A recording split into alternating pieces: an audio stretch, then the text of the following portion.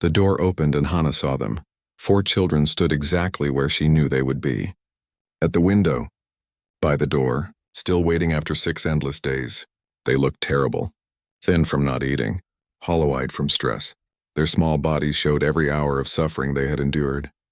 Minho's scales had lost their shimmer, turning dull and lifeless. Taeho swayed where he stood, barely able to remain upright after days without proper sleep. Yuna had patches of missing fur all over her body. Nari's skin was completely gray, unable to show any color at all. They stared at Hana like they couldn't believe she was real, like their minds couldn't process what they were seeing, like she might vanish if they looked away. Hana forced her smile wider, brighter, even though every breath sent knives through her chest. Even though her vision was starting to fade at the edges, even though she could feel herself dying, she smiled. "I'm home, my cubs," nobody moved. The moment stretched impossibly long. The children's faces showed disbelief, hope, fear, and desperate joy all at once. Their bodies trembled with the effort of staying still. Then Minho made a sound. Something between a sob and a scream of relief. "Ama," they ran. All 4 of them at once. Not walking. Not approaching carefully, running at full speed. 4 small bodies hit Hana like a wave, their combined weight and momentum slamming into her injured chest. The pain was indescribable. Hana's broken ribs cracked further. The internal bleeding got worse. Her vision went completely white. She felt something tear deep inside her chest. The suit's medical sensors screamed warnings, but she wrapped her arms around all 4 children and held on tight. They were crying, all of them, making sounds of pure relief and overwhelming joy and desperate love. Minho grabbed her uniform with both claws and wouldn't let go. Yuna pressed her face hard into Hana's stomach. Taeho wrapped his tail around her waist in a crushing grip. Nari climbed up her body to press her face against Hana's neck. "You came back," Minho sobbed. "You really came back." "I promised," Hana said. Her voice shook now. The pain was too much. "I always keep my promises." The force of their impact drove her backward. Hana's legs, already weak from blood loss, gave out completely. She fell hard onto the floor. The children came down with her in a tangle of limbs and tears and relief. The impact jarred her injuries even worse. Something inside her chest tore completely. Hana felt warm blood spreading across her back. The emergency patch on her suit failed, but she held the children tighter, not letting go despite the agony. "You're here. You're really here." Yuna was laughing and crying at the same time. "I'm here," Hana whispered. "I'm right here. I'll always come back to you." Station staff stood frozen in the doorway. Commander Doyen pushed through, his eyes wide with shock. He could see Hana's face had gone deathly pale. He could see the blood seeping through her suit. He could see she was in critical condition. "Hana," he started forward urgently. But Hana looked at him and shook her head. "A tiny movement, not yet. Don't take this moment from them. Let them have this." The 4 children pressed so close to her they couldn't see the blood. They didn't notice her skin turning cold. They didn't feel her grip getting weaker. All they knew was their Ama had come home. The universe hadn't taken her away. She was here holding them, and everything was finally okay. "We waited," Taeho said, his voice muffled against her shoulder. "Every single day. Every single night. We didn't leave the window." "I know," Hana breathed. "I knew you'd be waiting. I knew you'd be right here. We were so scared," Nari sobbed. Her skin was finally showing color again, bright yellow with relief. "We thought you were gone forever. We thought you left us like everyone else." "Never," Hana said firmly, though her voice was getting weaker. "I will never leave you. Not by choice. You're my cubs. You're everything to me." She looked up at Commander Doyen and Sora standing behind him. Her eyes communicated everything her mouth couldn't say. "I kept my promise. I made it home. I showed them that adults can be trusted. Now please help me." Sora knelt beside the pile of bodies carefully. "Children," she said as gently as possible. "Hana needs to see a doctor now. She got hurt during the rescue mission." "No," all 4 children shouted at once. Their grips on Hana tightened painfully. "Don't take her away." "You can't take her." "We're not taking her away," Commander Doyen said, kneeling down too. "But she's injured. We need to help her. You want her to get better, don't you?" "Injured?" Minho pulled back slightly to look at Hana's face. He really looked at her now. He saw the paleness, the way she was breathing in short gasps, the pain in her eyes. "Amma, how bad?" "Just a little hurt," Hana lied with the last of her strength. "Nothing the doctors can't fix easily, but I should probably let them take a look." "We're coming with you," Taiho said immediately. His voice left no room for argument. "We're not leaving you alone." "Okay," Sora said. "You can come. But we need to move Hana right now. This very second." The children reluctantly loosened their death grips enough for the medical team to slide a hovering stretcher beneath Hana. But they kept their hands on her, touching her arms, her shoulders, her hands. They refused to completely let go. As they lifted the stretcher, Hana finally allowed her smile to fade. The pain was too overwhelming now. She couldn't hide it anymore. Couldn't pretend she was fine. Her eyes closed and her body went limp. "Amma!" Yuna screamed. The sound was pure terror. "She's going into shock," Sora said urgently. "We need surgery now, move!" They rushed through the corridors. The 4 children ran beside the stretcher, crying and calling for Hana. Staff members stopped to stare. Everyone knew about the vigil. Everyone knew these 4 children had been suffering for 6 days. Now they watched as the children's worst fears seemed to come true. When they reached the medical bay, Sora turned to the cubs. Her face was serious but kind. "You cannot come into surgery, but you can wait right outside this door. Right here. And when she wakes up, you'll be the first ones to see her. I promise you that." "You promise?" Minho's voice was desperate, broken. "I promise. Humans keep their promises. Hana proved that. And I'll prove it too." The surgery doors closed. The 4 children pressed themselves against the window, watching as the team swarmed around Hana. They could see the urgency, the quick movements, the serious faces. They couldn't hear the words, but they understood the meaning. "Hana might die. Is she going to leave us?" Nari whispered. "The question no one wanted to ask?" "No," Taiho said fiercely, though his voice shook. "She promised to come back. She kept that promise. She'll keep her promise to stay with us too. But she's hurt so bad," Yuna cried. "What if she can't—" "No," Minho interrupted, using Hana's own words. "No what-ifs. She's going to be okay. She has to be okay." The surgery lasted 5 hours. 5 hours of the children pressed against that window, watching, waiting, praying to gods they weren't sure existed. Station staff brought food and blankets. The children refused everything. They just watched and waited. Other children from the station came to sit with them. The 47 rescued cubs, now cleaned and fed, heard what happened. Many came to the medical bay. They sat quietly behind the 4 cubs, offering silent support. Hana had saved them. Now they would keep vigil for her. Finally, the surgery doors opened. Sora emerged. Her surgical clothes were covered in blood. Her face showed exhaustion. But she was smiling. "She's alive," Sora said.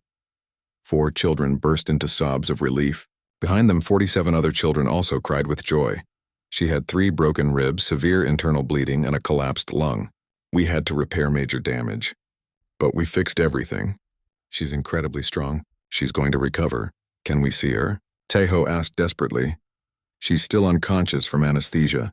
But yes, you can be with her." They rushed into the medical bay. Hana lay on a bed surrounded by monitors and medical equipment. Tubes connected her to machines. Bandages covered her chest. Her skin was pale as snow. But her chest rose and fell steadily. She was breathing. She was alive. The 4 children climbed onto the bed carefully. They arranged themselves around her without touching any medical equipment. Minho placed his head gently on her shoulder. Yuna curled up by her feet. Taiho positioned himself against her uninjured side. Nari found space on the pillow next to Hana's head. "You kept your promise," Minho whispered. "You came back smiling." As if she could hear him even in deep sleep, Hana's hand moved slightly. It found Minho's small clawed hand and held it gently. Commander Doyun stood in the doorway with Sora, watching the scene. "She walked from the docking bay to the children's ward with those injuries," he said quietly. 3 broken ribs, severe internal bleeding, collapsed lung. Medical science says that should be impossible. Humans do impossible things when people they love need them, Sora replied. It defies logic. It defies medical knowledge. But it's real. Humans can endure anything for those they care about. The Galactic Council needs to understand this. This is why humans are essential. It's not about being essential. It's about love. Humans love so completely, so fiercely that we'll endure hell itself for our families. Even if our families are different species. Even if it doesn't make logical sense. Over the following days, Hana slowly healed. The children never left her side. They slept in her medical bay. They ate meals there. They refused to go anywhere else. They pressed against her from all sides, crying and holding on. Some said we're moving 47 traumatized children from the dying ship to the rescue vessel. Took 9 hours. Every child wanted to stay near Hana. They clung to her suit, grabbed her hands, cried when she moved away. Their fear of abandonment was overwhelming. The oldest boy, a 12-year-old Krill named Day, helped organize the younger ones. But even he kept looking back to make sure Hana was still there. Trust was fragile for these children. Junho worked with the older children to create a safe transfer system. They moved in small groups through the airlock, always with an adult watching. Some children panicked halfway through and had to be carried. Others froze and couldn't move at all. Through it all, Hana stayed patient.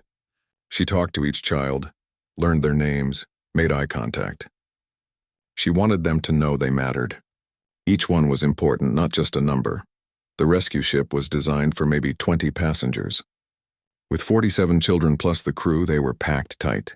Children filled every available space. The cargo area, the passenger seats, even the floor of the cockpit. There was barely room to move. This is going to be an extremely long 3 days, Junho muttered from the pilot's seat. He carefully navigated away from the dying evacuation ship. Life support is going to be strained. Food will be tight. And the smell? He didn't finish that thought. Hana sat in the cargo area with children packed around her. Some slept against her sides. Others held her hands. A few just touched her sleeve to reassure themselves she was real. They had transferred their fear into desperate attachment. You need to eat, Sora said, bringing Hana a nutrition bar. Later. They need me right now. You can't help them if you collapse from exhaustion. I won't collapse. Sora looked at the mass of children surrounding Hana. How long can you keep this up? As long as they need me to. Back on the refuge station, the situation grew worse. 4 days had passed since Hana left.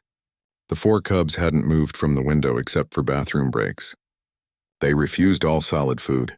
Station medical staff forced them to drink water every few hours to prevent dehydration. Nari's skin had turned completely gray, losing all ability to change colors. That was a bad sign for Quellan children. It meant total emotional shutdown. Yuna had bald patches now where her fur had fallen out. Minho still hadn't spoken a single word in 4 days. Tejo finally collapsed from exhaustion after staying awake for 3 days straight. The station doctor examined them and shook her head. They're making themselves sick. This level of stress is dangerous, especially for the younger ones. If Hana doesn't return soon, we'll need to intervene medically. What kind of intervention? Commander Doyen asked. Sedation, forced feeding, medical containment, everything that will make their trauma worse. But it's better than letting them die from stress. Doyen looked through the window at the 4 small figures. They looked like ghosts of themselves. How long do we have? Maybe 2 more days. After that, I can't guarantee their safety.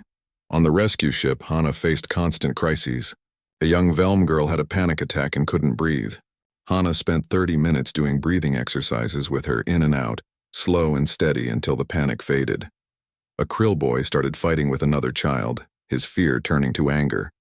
Hana separated them gently and talked them through their feelings. It's okay to be angry. You've been through terrible things, but we don't hurt each other. We're safe here.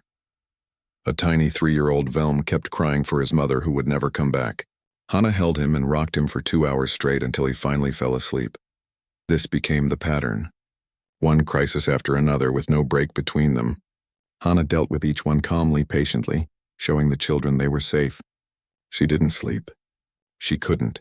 Every time she tried, another child needed her. Sora watched with growing concern as Hana's exhaustion became obvious. Dark circles appeared under her eyes. Her movements became slower. Her voice grew hoarse from constant talking. You need to rest, Sora insisted on the second day. You're going to make yourself sick. I'll rest when we reach the station. That's still over a day away. You'll collapse before then. Then I'll collapse. But until that happens, these children need me. On the 3rd day of the journey, with only hours remaining before reaching the refuge station, everything went wrong. The ship's alarm system blared. Junho's voice came over the intercom, urgent and tight. Raiders, 4 ships closing fast. Everyone hold on to something. The children screamed. The ones who had been on the evacuation ship during the first attack immediately panicked. They remembered the violence, the terror, the helplessness. They scrambled to hide, looking for safety that didn't exist. Listen to me, Hana shouted over the noise. Junho is an amazing pilot. He'll keep us safe. We're going to be okay. The ship lurched hard to the left. Junho had begun evasive maneuvers. Children tumbled across the floor. Hana grabbed as many as she could, pulling them close to her body. Sora strapped herself into a seat and pulled several children into her lap. Shields at 60%, Junho called. They're firing! Brace! The ship shook violently as weapons fire struck the shields. Lights flickered. Somewhere in the back, something exploded. Smoke began filling the cargo area, making it hard to see and breathe. Hull breach in cargo bay 2. Junho's voice was strained. Emergency seals engaging? The children were completely hysterical now. They were certain they were going to die. Some tried to run despite having nowhere to go. Others froze in place, unable to move. Several went into immediate panic attacks. Hana tried to maintain control, but there were too many children and too much chaos. Her voice was lost in the screaming and alarms. The ship spun and dove, Junho's expert flying the only thing keeping them alive. Then Hana saw it. A large piece of equipment torn loose by the explosion flew across the cargo area. It was heading straight for 3 young krill children who were frozen with fear in the corner. She didn't think. Didn't plan. Didn't calculate. She just moved. Hana threw herself across the space and covered the 3 children with her body. She curled around them protectively just as the debris hit. The impact was brutal. Metal struck her back with tremendous force. She felt something crack inside her chest. Ribs breaking. The pain was immediate and overwhelming. Her suit alarm started beeping. Puncture detected, but beneath her the 3 children were safe. Hana! Sora screamed from across the cargo area. I'm fine, Hana gasped, though she very definitely was not. Stay with the kids! The ship continued its desperate flight. Junho pushed the engines past safety limits, spinning and diving through space. The raiders followed, firing continuously. More hits to the shields. More alarms. More smoke. For 15 minutes, that felt like hours, the battle continued. Then Junho found an asteroid field and dove into it. The raiders in larger ships couldn't follow. They broke off the attack. All clear, Junho announced. His voice shook. Raiders gave up. We're safe. Everyone okay back there? Define okay, Sora said grimly. She pushed through the frightened children to reach Hana. She pulled out her medical scanner and ran it over Hana's body. Her face went pale as she read the results. 3 broken ribs, internal bleeding in the chest cavity. Suit puncture. You need immediate medical attention. How bad? Hana asked. She was still lying over the 3 children, protecting them even though the danger had passed. Bad enough that you should be in surgery right now. Hana looked at the children around her. They had just been attacked again. They had just experienced more violence. They had just watched her get hurt protecting them. If she collapsed now, showed weakness, their fragile trust would shatter. Patch the suit, Hana said quietly. Give me something for the pain. But don't tell the children how bad it is. Hana, you could die. And these children could be traumatized forever if they think adults can't be trusted to stay strong. Please, Sora, just get me to the station. Then you can do whatever medical intervention you want. Sora stared at her for a long moment. Then, very quietly, she said, You're completely insane. Probably, but I'm also right. Sora sealed the suit puncture with emergency tape. She gave Hana an injection for pain. She wrapped Hana's chest with compression bandages hidden under her suit. Then she helped Hana sit up carefully. The 3 children Hana had protected looked at her with wide eyes. The oldest, a girl maybe 6 years old, touched Hana's arm gently. You saved us, she whispered. Of course I did, Hana replied, forcing a smile despite the pain. That's what adults are supposed to do. Protect children. The girl started crying. Not from fear this time, but from relief. Someone had finally proven that adults could be trusted. Someone had put their body between danger and children. Someone had shown that love was real. Other children heard what happened. Word spread through the packed ship. The human had thrown herself in front of danger. The human had chosen to get hurt instead of letting children be hurt. The human was different from other adults they had known. For the remaining hours of the journey, The children treated Hana with reverent care. They made room for her to sit comfortably. They brought her water. They tried to help in small ways. They had seen her prove her love with action, not just words. But Hana's condition was worsening. The pain medication helped, but couldn't stop the internal bleeding. Her skin grew pale. Her breathing bix. 4 pairs of eyes glowed in the darkness, watching her go. She waved. They waved back. The door closed between them. Hana. The alarm pulled Hana from sleep. She reached out in the darkness and silenced it. 3 in the morning. Far too early for a normal wake-up call.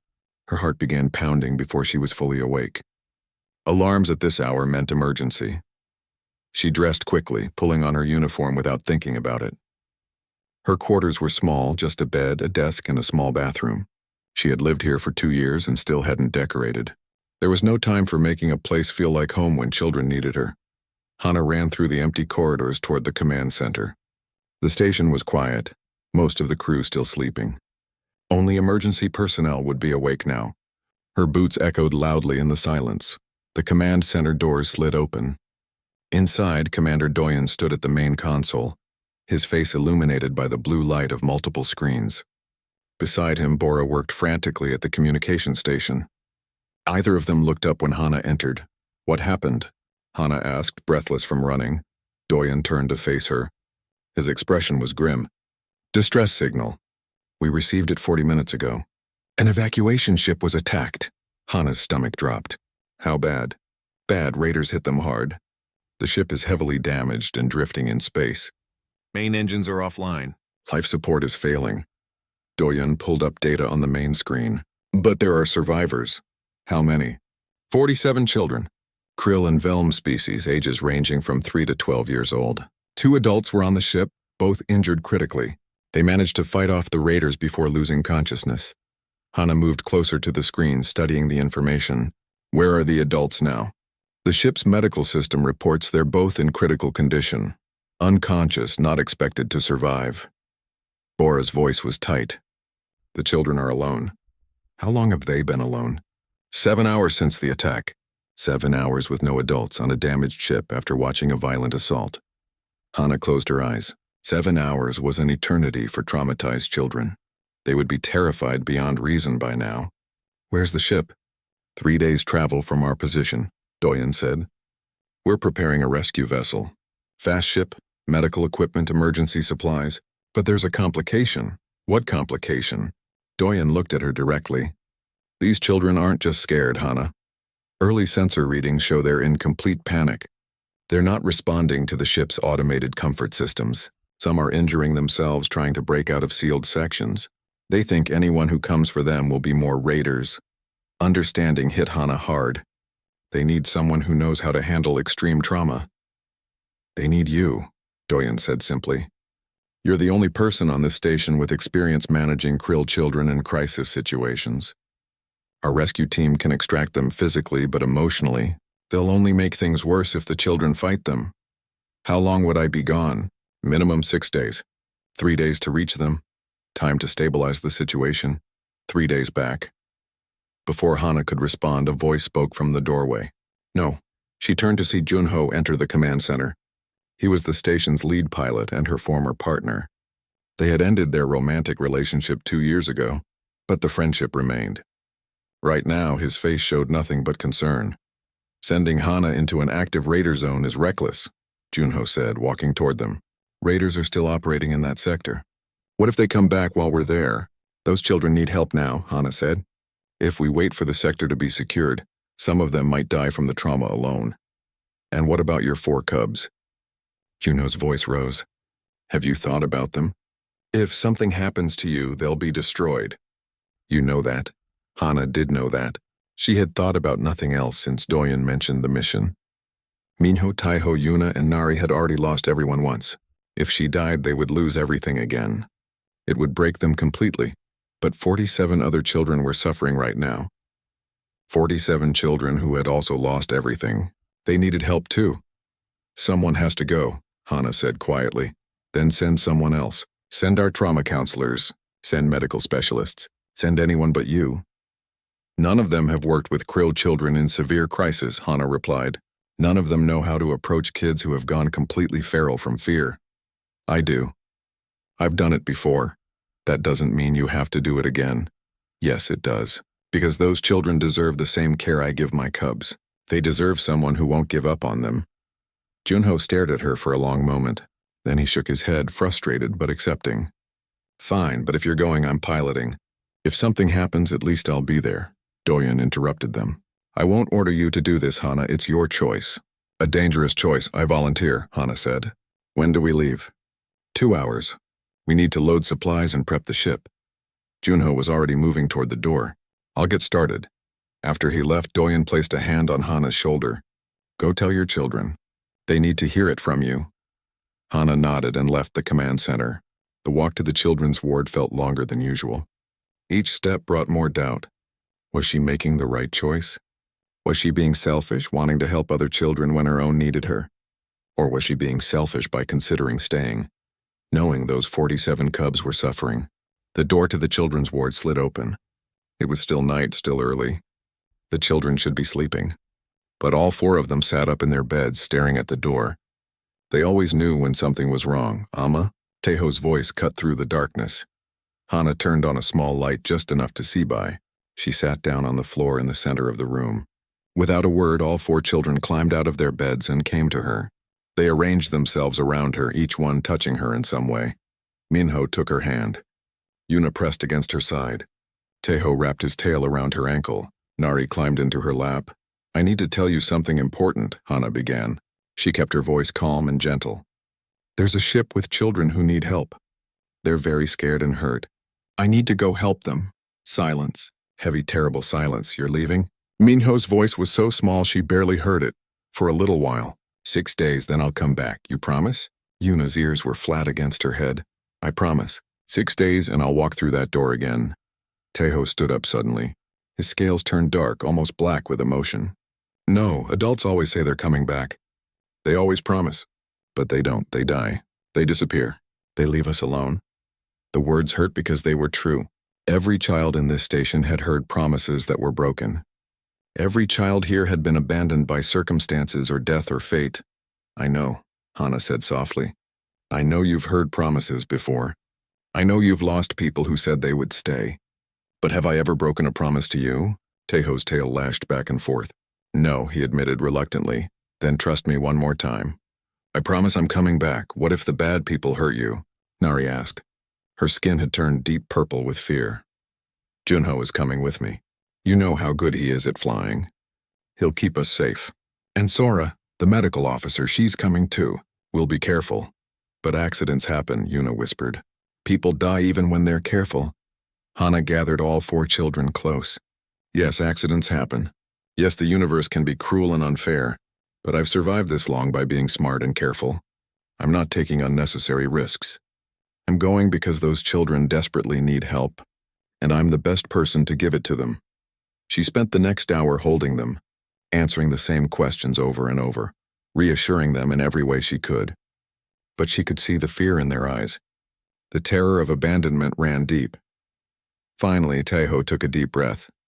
He reached out and wrapped his tail around Hana's wrist in a complex pattern. The movement was formal, ritualistic. What is this? Hana asked, though she sensed its importance. A binding promise, Teho said. His voice shook, but his movements were precise. In Krill culture, this is the most sacred bond. If you break this promise, you lose your honor forever. But if you keep it, the bond becomes unbreakable. Nothing can sever it. Hana looked at the pattern his tail made. She understood what he was offering. A way for him to believe, despite his fear. I accept this binding, she said formally. I will keep my promise. I will return. Teho released her wrist, but the bond remained invisible but real. The other children watched with wide, hopeful eyes. I have to leave now, Hana said. But count the days. 6 days from now, I'll be right here again. She hugged each child individually. Long, tight hugs that said everything words couldn't. Then she stood and walked to the door. At the threshold, she turned back. All 4 children stood together, holding on to each other. Their faces were a mix of sadness, fear, and desperate hope. I love you, my cubs, Hana said. Love you, Amma, they whispered together. The door closed. Hana pressed her forehead against it for a moment, gathering her strength. Then she walked away. Inside, the 4 children stood frozen. Then, moving as one, they went to the window. They pressed their faces against the glass, watching the corridor where Hana had disappeared. "She'll come back," Minho said, trying to convince himself. "She promised," Yuna agreed, wanting to believe. "The binding is sacred," Taiho added, holding on to. Space looked peaceful. The stars shone bright against the darkness. But Hana knew better than to trust the calm. Out here, danger could appear in seconds. She sat in the passenger section of the rescue vessel, studying data about Krill and Velm children. She had reviewed this information dozens of times already, but repetition helped her focus. It kept her mind off the 4 cubs she had left behind. Sora worked beside her, organizing medical supplies. Sedatives, bandages, healing gel for different species, emergency equipment, everything they might need to help traumatized children. "We'll reach the ship in 34 hours, Junho called from the pilot's seat. "I'm pushing the engines hard. Any faster and we risk damage."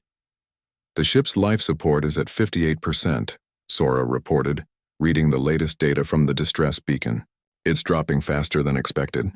The children have maybe 40 hours before it becomes critical." Hana's hands tightened on her data pad. They were cutting it close. Too close. Back on the refuge station, the vigil continued. The 4 cubs had not moved from the window. They refused all meals, accepting only water when staff insisted. Their small bodies showed the stress. Nari's skin stayed dull gray. Yuna's fur came out in clumps. Minho wouldn't speak to anyone. Teiho's eyes were bloodshot from refusing to sleep. Commander Doyen visited them again. He knelt beside the window trying to make eye contact with Taiho. "She's coming back," he said gently. "Hana always keeps her word." "You don't know that," Taiho replied, his voice flat. "Nobody knows what will happen out there." "No, I don't know the future. But I know Hana. She's survived dangerous situations before. She's smart and careful." "Smart and careful people die too," Yuna whispered. Doyen had no answer for that. He left them at the window and went to his office. There, he sent a message to the rescue ship. "Status update. The children are declining. They need Hana back as soon as possible."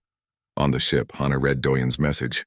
Her chest felt tight. She wanted to be in 2 places at once, with her cubs holding them, with the 47 children saving them. But she could only be one person in one place. "You should rest," Sora suggested. "When we arrive, you'll need all your strength." "I can't sleep. Every time I close my eyes, I see Minho's face when I left. He'll be okay. They all will. Kids are resilient." "Resilient doesn't mean unbreakable. They've been broken before. I don't want to break them again." Sora placed a hand on Hana's shoulder. "You're doing the right thing. Those 47 children need you just as much as your 4 do." "I hope you're right. 34 hours felt like 34 years. Hana barely slept, barely ate. She prepared mentally for what was coming. 47 terrified children who had watched violence, who had been alone for over a day now. They would be beyond reasoning. Fear would have turned them feral. Finally, the damaged ship appeared on their view screen. It tumbled slowly through space, leaving a trail of frozen atmosphere. Parts of the hull were torn open. Lights flickered weakly inside. "Damage is extensive," Yunho said, studying his sensors. "Multiple hull breaches. Main engines destroyed. Power core failing. I'm amazed the life support held on this long. Can you dock?" Hana asked. "The docking port is damaged, but I can seal to the emergency airlock." "Hold on, this will be rough." Junho maneuvered the ship with expert precision. It took 30 minutes of careful flying, but finally the airlock sealed with a hiss. "We're connected," he announced. "But be careful inside. Some sections have no air. Keep your suits sealed." Hana and Sora put on emergency suits and checked each other's seals. Through the airlock window, they could see into the damaged ship. Emergency lights cast everything in red. Debris floated in sections where gravity had failed. "Ready?" Sora asked. "As ready as I'll ever be." The airlock opened. They stepped into the evacuation ship. The smell hit them immediately, even through their suit filters. Unwashed bodies, waste, blood, and the sharp scent of fear. The ship's interior looked like a war zone. Walls were scored with claw marks. Furniture was torn apart. Blood stained several surfaces. "Hello?" Hana called out softly. "We're here to help." "We won't hurt you." A sound came from deeper in the ship. Something moving. Something alive. "The children are in cargo hold 3, Sora said, checking her scanner. "That's the only section still habitable. They've barricaded themselves inside." They made their way through the damaged corridors carefully. Floating debris made the journey dangerous. When they reached Cargo Hold 3, Hana understood why the children had chosen this spot. It was the only section with intact life support and working gravity, but it looked like a fortress. The children had piled everything they could find against the door. Supplies, furniture, equipment. They had created a barrier against the universe. Hana approached the door carefully. "Hello? My name is Hana. I'm from the refuge station. I came to help you. I'm not a raider. I'm a caretaker. I take care of children." For a moment, silence. Then chaos. Children's voices screaming from inside. Things being thrown against the door. Sounds of pure terror. "Stay away," a voice yelled. A young krill boy by the sound. "We'll fight. We have weapons." "I don't want to fight," Hana said calmly. "I just want to help. You've been alone for a long time. You're scared. That's okay. I understand. You're lying. The bad people lied too. They said they were helping." Sora moved forward with a sedative injector. If the children were too panicked, they might need to be sedated for their own safety. But Hana stopped her with a gesture. "No, that will make it worse. They'll think we're trying to poison them. Then what do? We can't leave them here." Hana thought about Minho on his first day, about how he had cowered in the corner, convinced she would hurt him, about the months of patience it took to earn his trust. But she didn't have months now. She had hours at best. She made a decision. Hana removed her helmet. "What are you doing?" Sora hissed. "The air quality in this section is terrible. It's breathable. Barely, but breathable." Hana took a deep breath of the stale, foul air. Then she moved to where the children could see her through a small gap in their barricade. She held up her hands, showing no weapons. "My name is Hana. I'm human. I know humans have a scary reputation. We're known as fighters and warriors. But I'm not here to fight. I'm here to be a mother." She heard movement inside. The children were listening. "I take care of 4 children at the refuge station. Minho is 8, he's krill like many of you. Taiho is 10, also krill. Yuna is 6, she's Velm. Nari is 5, she's Quellen. They were orphaned like you. They lost their families like you. They were scared like you." More movement. The sounds of aggression were fading. "When they first met me, they thought I would hurt them. They thought all adults were dangerous. And they were right to think that. Adults had let them down. Adults had failed to protect them. Adults had died and left them alone." Hana sat down on the floor, making herself small and unthreatening. "But I didn't hurt them. Every day I showed up. Every day I brought them food and kept them safe. Every day I proved that I cared. And slowly they learned to trust me." She could hear crying now from inside. Not screaming, crying.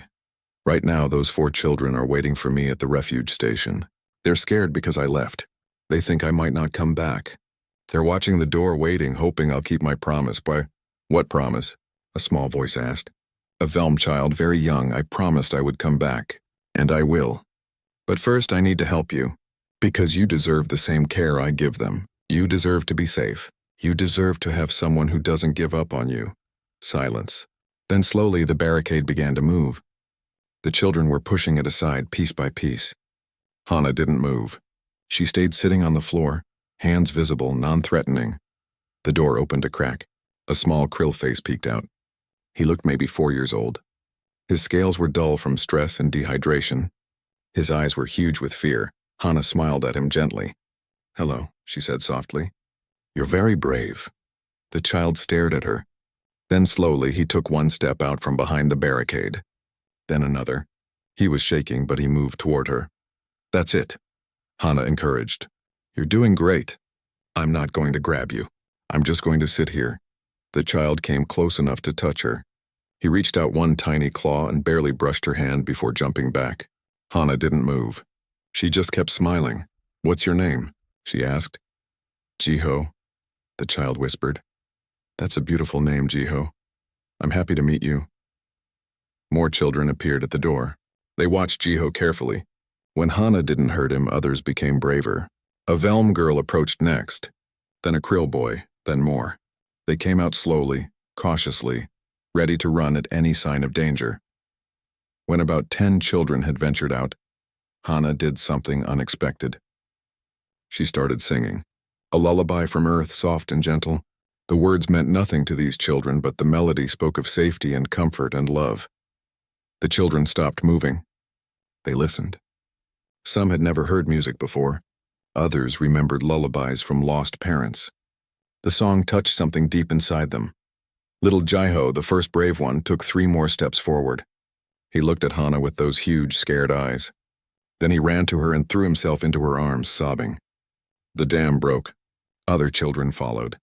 One by one, they came to Hana, crying, seeking comfort, desperately needing someone to care. Within minutes, Hana was surrounded by children. The darkness of space pressed against the observation window. Inside the refuge station, the lights stayed dim during night hours. Most of the station slept, but not everyone. Hana walked through the empty corridors. Her footsteps echoed softly on the metal floor. She carried her bag over one shoulder, filled with supplies she would need. The station was cold this early in the morning. She pulled her jacket tighter around herself. 2 years. She had been walking this same path for 2 years now.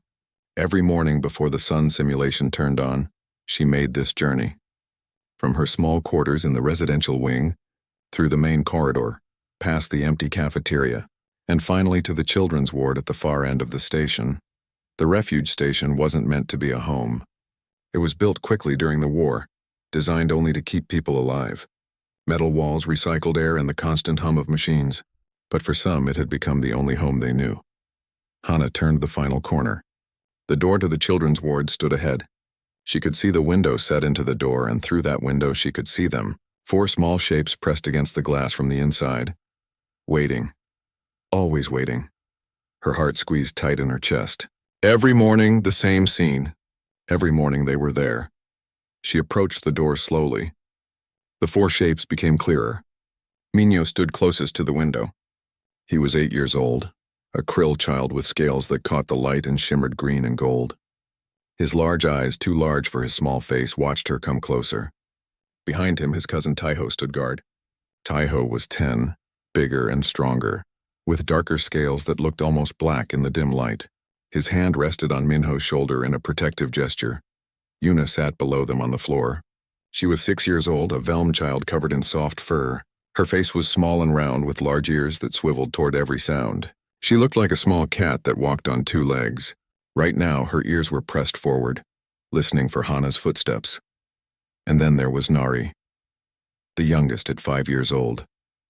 Her skin was smooth and changed colors with her emotions. She was Quellan, an amphibious species. This morning, her skin was pale blue. That meant she was nervous but calm. Her small webbed hands pressed against the window. The door slid open with a soft hiss. Hana stepped inside. The 4 children stared at her. None of them moved. They never did, not right away. "Good morning, my cubs," Hana said softly. She always called them that, her cubs, her children. The silence stretched between them. Hana didn't rush them. She had learned patience in the 2 years since they arrived. These children had seen terrible things. They had lost their families, their homes, their entire worlds. When they first came to the station, they were afraid of everything, especially afraid of humans. Humans had a reputation across the galaxy. They were fighters, soldiers, warriors who never stopped, never gave up, never showed mercy to their enemies. Other species found humans frightening. These children, already traumatized by violence and loss, thought Hana would hurt them too. But she didn't. Day after day, week after week, month after month, she proved them wrong. She brought them food and made sure it was safe for their different biologies. She brought them medicine when they were sick. She sat with them during nightmares and never raised her voice in anger. She learned their languages, their customs, their needs. Slowly, so slowly, they began to trust her. Minho took a small step forward. Just one. His clawed hand extended toward her, shaking slightly. Hana knelt down immediately, making herself smaller, less threatening. She held out her own hand, palm up, waiting. Minho's small claw touched her palm. His scales felt cool and smooth against her warm skin. Hana gently closed her fingers around his hand. Not gripping, just holding. Safe. "Did you sleep well?" she asked him quietly. Minho nodded but said nothing. He rarely spoke. The trauma had stolen his words. But his eyes said everything. He was glad she came back. He was afraid she wouldn't someday. Taiho moved forward next. He was braver than Minho, or perhaps he just hid his fear better. "Nari had nightmares again," he said. His voice was rough, still learning human speech patterns. 3 times she woke up crying. Hana looked past them to where Nari stood. The small amphibious child's skin had darkened to a troubled gray color. Hana opened her arms without a word. For a moment, Nari didn't move. Then she ran forward and threw herself into Hana's embrace. The child's skin was damp and cold, the way Quellen's skin always felt. Hana wrapped her arms around the small body and held her close. "It's okay," she whispered. "You're safe here. The nightmares can't hurt you. I've got you." Nari pressed her face into Hana's shoulder and made a small sound. Not quite crying, but close. Yuna was the last to move. She was always the shyest, the most cautious. She approached in small steps, her body low to the ground in a defensive posture. When she reached Hana's side, she didn't ask for a hug. She simply leaned against Hana's leg, her soft fur brushing against Hana's pants. That was enough for her. Just being close. Hana wrapped one arm around Yuna while still holding Nari. Her other hand held Minho's claw. Teho stood close, his tail curling around Hana's wrist in a krill gesture of connection. This was their morning routine. The children waited by the door all night, afraid Hana wouldn't return. Hana arrived every morning to prove them wrong. And slowly, carefully, they came together. "I brought something special today," Hana said. She reached into her bag carefully, not wanting to break contact with the children. She pulled out 4 small containers. "Commander Doyen gave us permission to have real fruit from the hydroponics bay." All 4 children's eyes widened. Real food was rare on the station. Most meals came from protein synthesizers that made nutritious but tasteless paste. Real fruit was a luxury, a treat saved for special occasions. Hana handed out the portions. She had requested specific types that were safe for each species. Berries for Minho and Teho that krill biology could digest. Sweet melon for Yuna that wouldn't upset Velm's stomachs. Special water fruits for Nari that her species needed. They ate slowly, savoring every bite. Hana watched them and felt the familiar mix of love and sadness in her chest. These children deserved so much more than life on a refugee station. They deserved real homes, real families, real childhoods. But the war had taken all of that away. The Galactic Council didn't understand why human caretakers were so successful with traumatized children. They sent scientists and researchers to study humans like Hana. They ran tests and collected data and asked endless questions. But they never found a simple answer they could measure. The truth was simple, but not scientific. Humans understood suffering. Humans knew what it meant to lose everything and keep going. Humans knew how to hope even when hope seemed impossible. And most importantly, humans could love creatures that were completely different from themselves. After breakfast, Hana began the daily lessons. She taught them language, mathematics, and science. Teho was the best student, focused and serious about learning. Minho struggled with reading but loved working with numbers.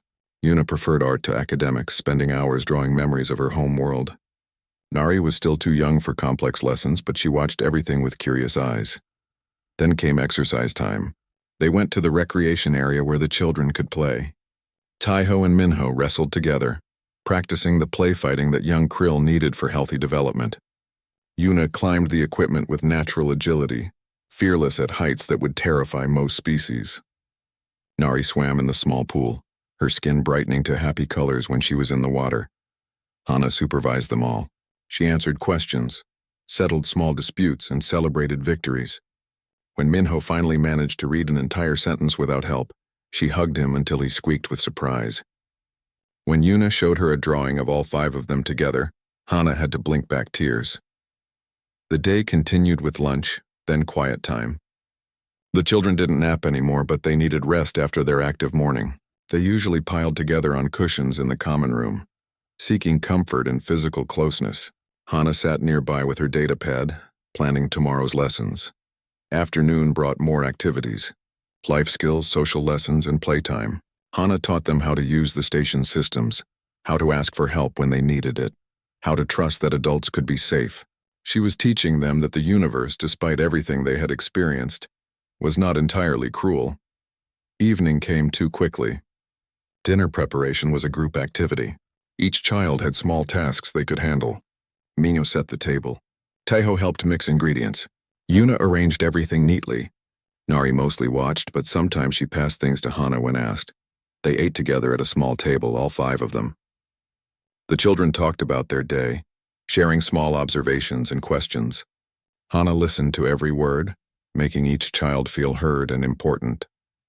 Then came the hardest part of every day: bedtime. The children never wanted her to leave. Every night they asked her to stay. Every night Hannah had to say no. She tucked each child into bed carefully. She kissed each forehead gently, and she made the same promise she made every night. "You'll be here tomorrow?" Minho asked. He always asked, "I'll be here tomorrow." Hannah always answered. She turned off the lights and walked to the door. Before she left, she looked back.